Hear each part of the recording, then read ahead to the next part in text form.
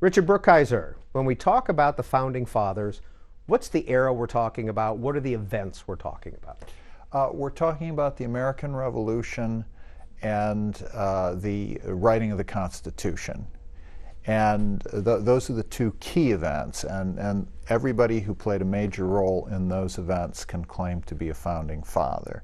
Now, obviously, the older ones had careers before the American Revolution. The younger ones had careers that went on quite a few years after the signing of the Constitution.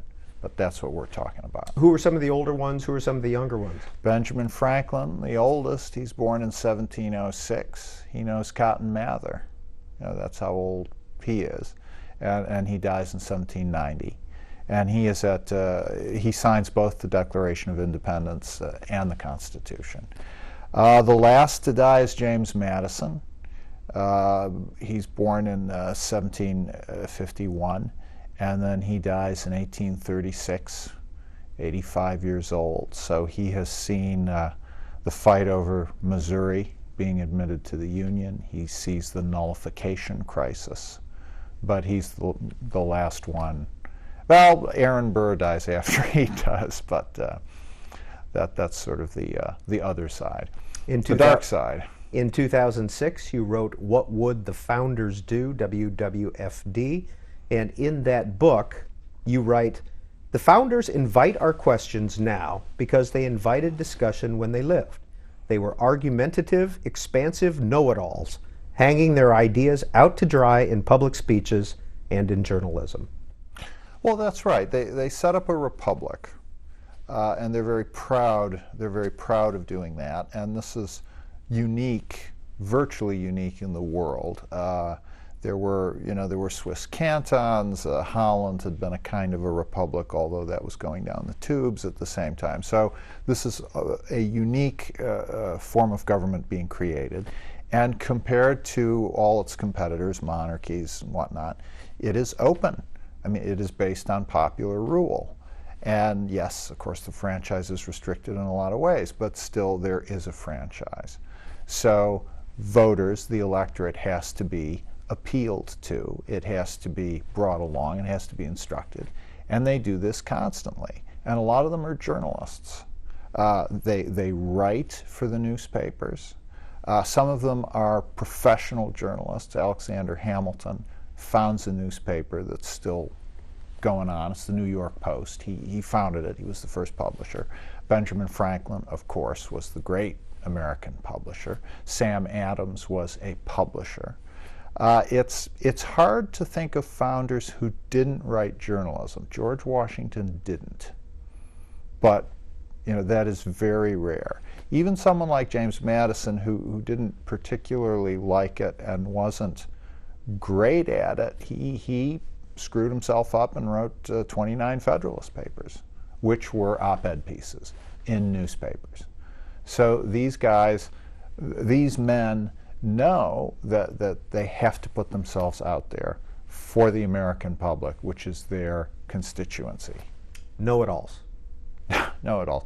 Well, they were well educated. Look, it's a little country.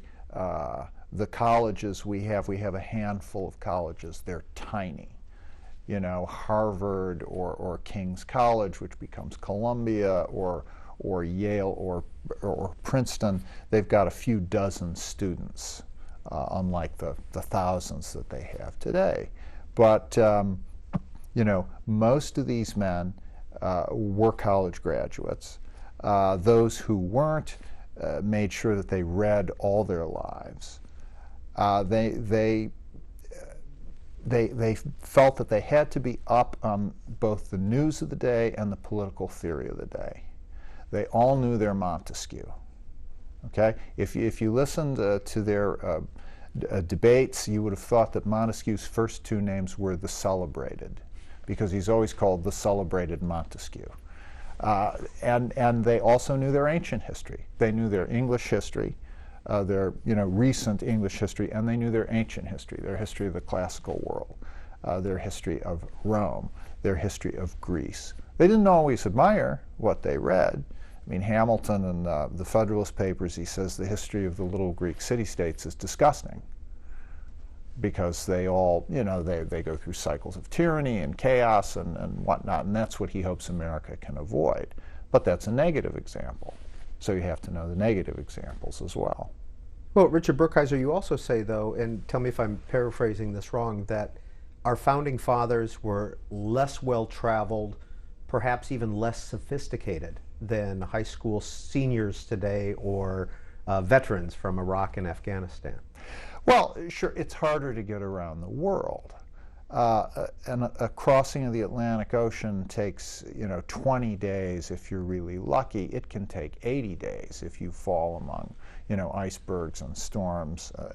John Adams crosses the Atlantic on one of his voyages, and the ship is struck by lightning, and everybody on board has to pump, you know, until it makes a landfall in Europe, you know, and all the passengers, they just have to take turns and pump because the ship is filling with water.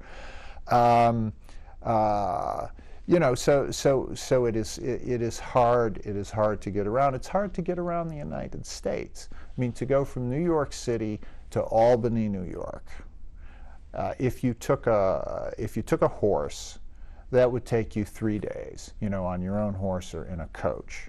If you took a boat up the Hudson, that would take 3 days if the wind was right. If the wind was bad, it could take you a couple, you know, 10 days to get from New York City to Albany, you know. And now on a train, it's like what? It's a few hours. So yes, there are restrictions that come from, you know, not being able to get around. But the flip side of that is what they did know, they knew very well. From What Would the Founding Fathers Do? Our Questions, Their Answers, Richard Brookhiser writes, the founders do not answer all or even most of our questions. They can't because they couldn't answer all of theirs. Or they had too many answers. They disagreed among themselves. They have passed these disagreements and the disposition to disagree on to us.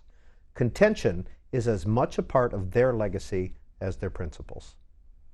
We have to understand that that the founders, one of the things they leave us is a two-party system. Now, they didn't intend to do that.